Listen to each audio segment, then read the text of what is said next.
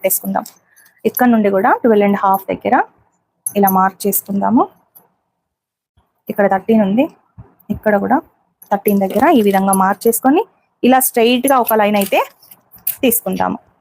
ఇప్పుడు మనది 36 size blouse కదా, ఇక్కడ నుండి 3.6 దగ్గర మనం ఇలా డౌన్ తీసుకోవాలి. ఓకే, ఇది ఖర్చు, ఇది డౌన్. ఈ విధంగా ఒక స్ట్రైట్ లైన్ తీసుకొని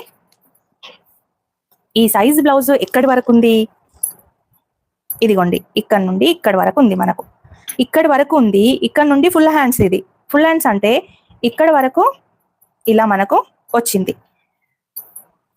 దీనికంటే మనం ఒక 30 ఇంచ్ ఎక్కువ తీసుకుంటే సరిపోతుంది. ఇప్పుడు 13.5 తక్కువ తీసుకుంటే సరిపోతుంది. ఇది 13.5, పావు తక్కువ 7 ఇంచులు ఉంది.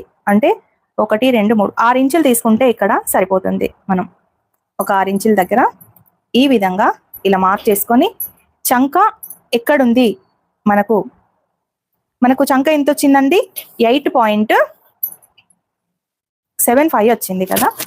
ఇక్కడ నుండి 8.75 దగ్గర మనం ఇలా మార్క్ చేసుకోవాలి. అంటే ఇక్కడ వచ్చింది ఎగ్జాక్ట్ గా మనకు ఈ విధంగా స్ట్రైట్ గా లైన్ అయితే వస్తుంది 8.75. ఓకే, ఇప్పుడు మనం ఈ స్కేల్ తీసుకొని ఈ విధంగా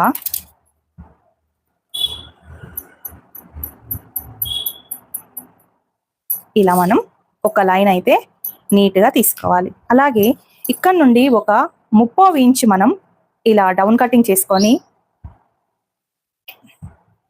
ఇక్కడ వరకు హాఫ్ ఇలా తీసుకొని ఈ నుండి ఇక్కడ నుండి 1 ఇంచ్ 1.5 దగ్గర నుంచి ఈ విధంగా మనం పెట్టుకుంటే మనకు కరెక్ట్ గా ఎక్కడ అంటే ఈ పార్ట్ లో ముడతలు రాకుండా, ఈ పార్ట్ లో ముడతలు రాకుండా పర్ఫెక్ట్ గా మనకు వచ్చేస్తుంది.